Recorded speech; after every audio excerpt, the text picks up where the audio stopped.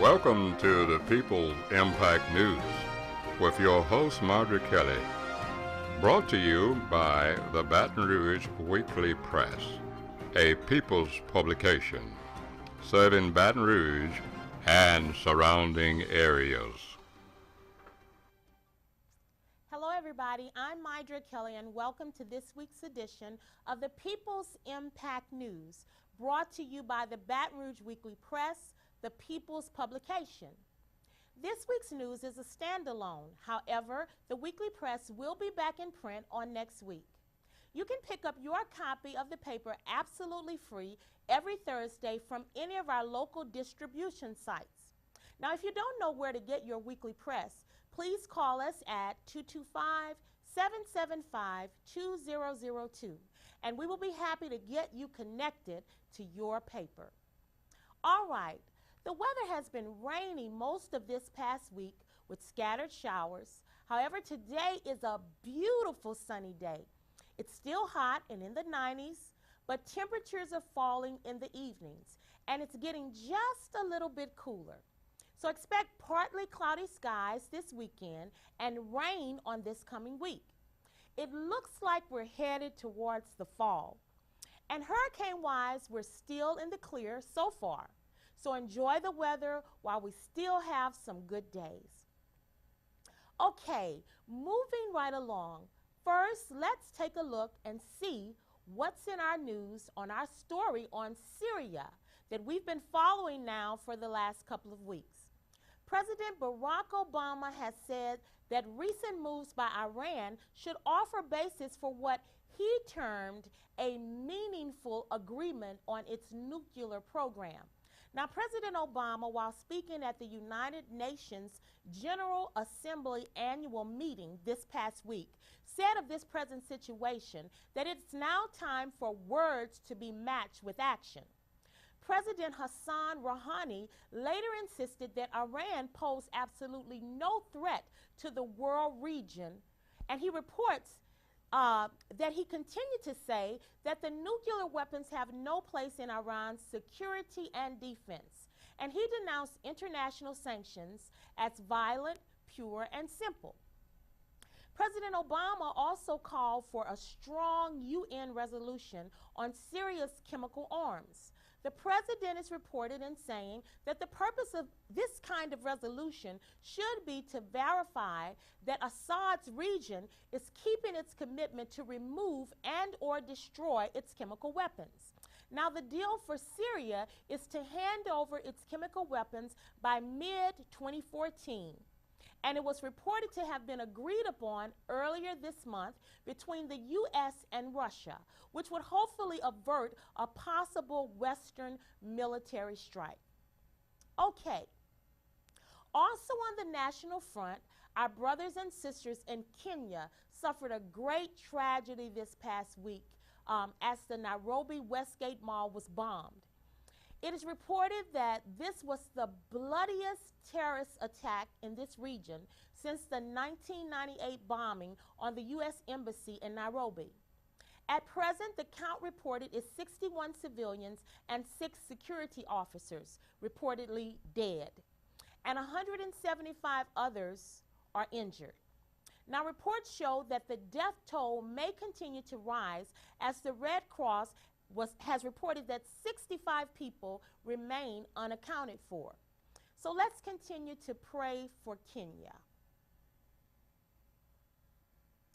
Okay, I'm wondering, how many of you are still waiting on your 40 acres and a mule? Well, according to a recent report on the wealth gap in America, you're not alone. Senator Mary Landrieu, chairman of the Committee on Small Business and Entrepreneurship, held a roundtable meeting on this past Wednesday, September the 18th. Among many in attendance were Louisiana State Representative Cedric Richmond and Texas Representative Sheila Jackson Lee. The roundtable addressed the issue of how to close the racial wealth gap. Now, despite the fact that today most African Americans have more education and are seemingly as economically marketable as those in the majority population, When we look at the statistics on the distribution of wealth and our economy, where African Americans fall is marginally different from that of the non-minority. The Roundtable Committee, chaired by Senator Landrieu, released a report that gave a snapshot of what the present wealth gap looks like in America. Now, according to this report, between the years of 1983 and 2011, the median net worth of the average white family rose 36%. But quite the contrary, during this same amount of time, the median net worth of the average African American family only increased by 5%, while the median net worth amongst Hispanics dropped 7%. Senator Landrieu is reported as saying that although there have been lots of advancements made since the war on poverty began 50 years ago, and great strides are said to have been made in the areas of income and education, the racial wealth gap still has not closed, and it is disproportionately wide. Now, the Small Business Administration Office of Advocacy reports that the fear of loan application rejection is the highest among minorities, and studies show that there is still yet loan discrimination towards African Americans. In 2010, reports showed that 15.2% of whites did not apply for a small business loan due to fear of rejection, in comparison to a whopping 38.8% of African Americans and Hispanics. Senator Mary Landrieu is said to be making efforts to find resolution to this problem. Now, she's reached out to over 100 mayors as well as other key influential leaders, including the likes of Mark Morial, former New Orleans mayor, and now the president of the National Urban League. Landrieu says that she plans to take all of her responses from both the committee and the others and release a follow-up report next year. So we'll keep our ears open to see how this turns out, and hopefully the gap will close significantly and you just might get that 40 acres and a mule.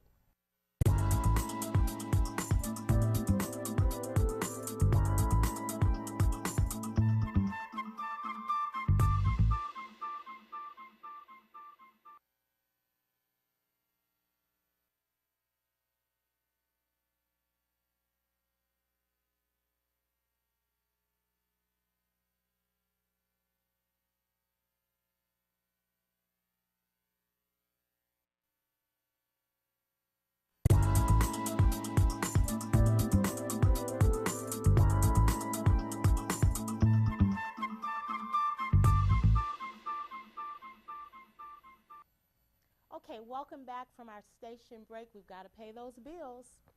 Help is on the way to fight crime in Baton Rouge.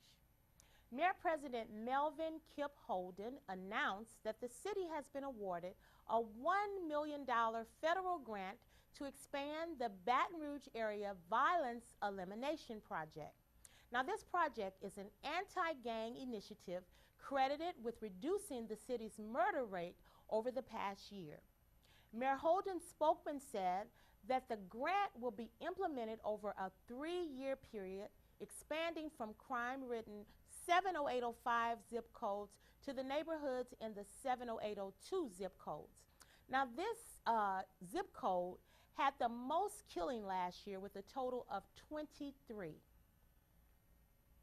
Now, the project targets city gangs and most violent neighborhoods. The primary focus area has been the 70805 zip code, which has been seeing an average of 20+ homicides in a year for the past 3 years. Wow, that's a lot of murder. While we're on the subject of caring about our community, we want to make sure that all of Baton Rouge and its surrounding areas are covered. So, in the Zachary News, Metropolitan Councilman Trey Welsh, District 1, will host a Metro 1 meeting on Tuesday, October the 1st at the Zachary Branch Library at 6:30 p.m. Now, Councilman Welsh would like to invite all of the citizens residing in the Council 1 district to attend the monthly Metro 1 meeting and voice their opinions or share ideas or suggestions. Councilman Welsh moves around the district each month in an effort to reach the citizens that he represents. Councilman District 1 covers the northern part of the parish, which includes Pride, Cheneyville area, the city of Baker, Zachary, and a small portion of Central. So all of you in these areas, please get out and get involved. This is the way to keep your community safe and make sure that all these things are taken care of. Okay, Baton Rouge Community College continues to grow as they unveil to the public their $3.5 million West Side campus in Plaquemine. Now, the new campus is 15,547 square feet, and it is the 7th campus extension from the Baton Rouge main campus. Now, this new campus is offering LPN, medical assistant, and certified nursing assistants, as well as millwright pipe fitting, electrical and instrumentation courses, and they'll also be teaching a welding class in partnership with Zachary High School. Andrea Lewis Miller is the chancellor of this new location, and she reports that since the campus opened on August the 26th, that there are now more than 100 students enrolled. So this is a great opportunity for the Baton Rouge Community College opening up in Plaquemine. Well, we're quickly approaching winter. Yeah, I know it's still hot outside, but winter is coming, and this can be a cold time in many ways for people. But grant money is available to weatherize Baton Rouge homes for households that meet a certain income limit. Now, this year's grant amount is about 3 times more than it was available on last year, so hopefully more people can be helped. The grant money comes from the Department of Energy and flows through the state weatherization program. Now, the program will make repairs that will hopefully lower electric bills for qualifying homes by decreasing the amount of energy needed to heat and cool these homes. Now, to qualify for this program, households must have an annual income that is at or below 200% of the poverty level as indicated by their chart. And preference will be given to applicants who are 60 or older, those with disabilities, and families with young children. The weatherization measures should reduce the average energy cost by about $300 per dwelling. Now, that's a pretty good amount. So for more information about the City Parish Weatherization Assistance Program, you can contact either the housing officer at extension 107 or the planner 2 with the WAS coordinator at extension 109 at the Office of Community Development, and the main number for this location is 225-389-3039. Now, all potential applicants can submit a pre-application by simply contacting a WAP clerical at extension 123. That's simple enough, 123. Okay, community news. Now, let's not forget to check out Marge's Chit Chat in the next edition of the Baton Rouge Weekly Press. Marge is always keeping us abreast on the things that are going on out there in our city. And this week, Marge reports that New Orleans residents recently had a parade to stop the violence on last Sunday. Now, Marge says that this was a great demonstration in light of all of the gang activity and murder going on in the city. And lots of children are being murdered in New Orleans, just like here, unfortunately. And we have a lot of native New Orleanians who reside here now since Hurricane Katrina in our Baton Rouge community. So we encourage all of you to get involved and help take back our communities and save our children. Okay, you know that we like to report good news, and while we're on the topic of saving the children, here is a positive and happy story that we want you to know about. The McKinley Magnet High School marching band had an all-expense paid trip to Paris, France. Now, this should have been a great opportunity for these young people. And somebody call us and let us know how the trip was, guys. Send us some pictures. We want to share what a good time you all had, and we're very proud of you, so keep up the good work. Okay, on the topic of marching bands, in sadness, we report that the former Southern University band director, Dr. Ludwig F. Freeman, recently passed away in Houston, Texas. Now, Dr. Freeman was the director of the Southern University Marching Band from 1965 to 1969, and his motto was not as good as, but better than. Wow, that's a pretty good motto. Now, Freeman also designed the first Southern University band uniform in the mid-1960s. So Southern University was a bad band even way back then. Go Jaguars.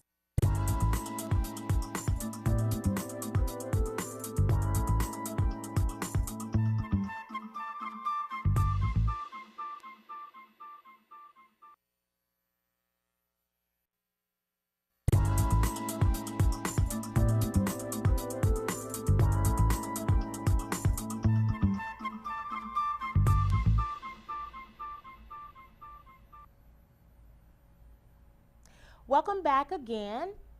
We want you to know that at the Weekly Press, we're concerned about your health, mind, body, and spirit.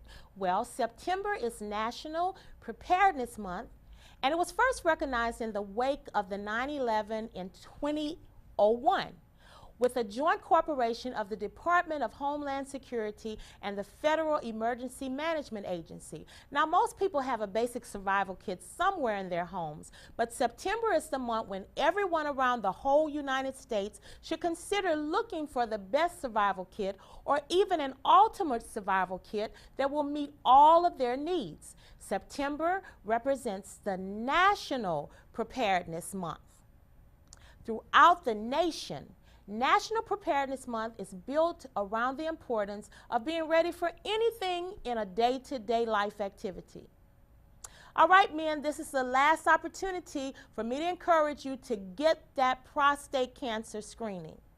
September is National Prostate Cancer Awareness Month, and it's coming to an end, but you still have time. So please, please get the exam and stay healthy. We need you to survive.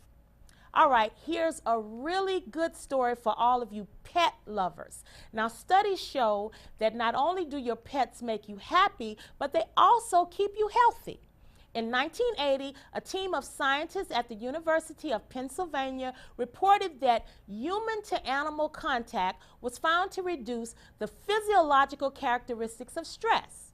Now, dogs, cats, birds, fish, and even horses are being used for therapy in settings ranging from hospitals and nursing homes to schools, jails, and mental institutions. Reports show that a growing number of psychotherapists are also using therapy animals to facilitate treatment.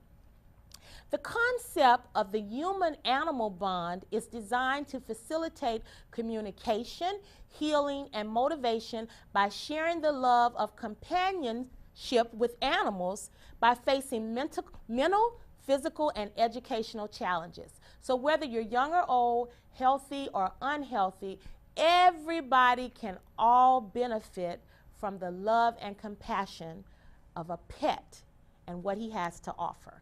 All right, it's sports time, and in the words of our own Miss Marge, do what it takes to win football games, people. Well, I guess everybody got the memo this week because we are all winners and on the winning side.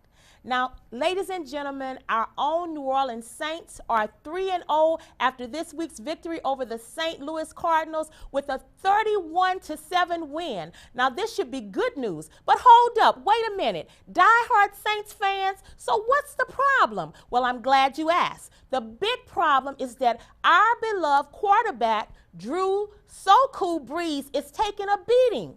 The normally dependable Saints offensive line has given way to many sacks. Up to this point in the season, they have given a total of 10 sacks. That's right, 10. Now, if they don't improve, the $1 million man will be broken and shattered by the end of this NFL season. And we don't want that to happen. This is a major reason for concern. Come on, offense, let's get it together. At this point, the O-line will have yielded a mind-blowing 53 sacks and more than 346 yards will be lost. This is unacceptable, to say the least. So let's pray that they get it together and continue their winning ways. So go Saints. All right, as we move to the Baton Rouge home front with the Southern University Jaguars. Well, Jaguar fans, there were no thrills, no frills, just battle in the cotton fields. Our Southern University Jaguars went to Hot Town, Itta Bena, Mississippi, to do battle against the Mississippi Valley State. Welcome to the Delta, where the hot midday sun cooks the back of your neck and adversity is commonplace. No marching bands, inadequate locker room space, you name it. Remember, this is battle. Battle has never been comfortable, war has never been sweet, and the Jaguars responded with a 17-7 defeat victory, bringing their record to a 2-win, 2-lose. So it looks like there is hope for the season after all. Now, next week will truly be the turning point one way or another for the Jags, because their next opponents are none other than the Jackson State University. So go Jags, and remember, this is battle on the gridiron. All right, moving right along to the Tigerland. LSU continues their winning ways against the Auburn Tigers Saturday night. Now, there were Tigers everywhere, but the purple and gold ones conquered. LSU beat Auburn with a 35-21 score here in Baton Rouge. The Tigers running back Jeremy Hill ran for 184 and 3 touchdowns, giving him SEC Offensive Player of the Week. So congratulations, Jeremy. Next week, the Tigers will head to Athens, Georgia to take on the Georgia Bulldogs on their home field. Ladies and gentlemen, this football is the kind that SEC is all about. 2 nationally ranked teams going head to head. So get ready as number 6, LSU takes number 9, Georgia Bulldogs, live from Athens, Georgia. Kickoff is at 2:30 p.m. So fire up the grill and let's watch some football. Go Tigers. All right, everybody is happy. It's been a great week. I can't wait to bring you your news next week with the People's Impact News broadcast. So in the meantime, make a difference in your life, make a difference in your world. I'll see you next week. Bye.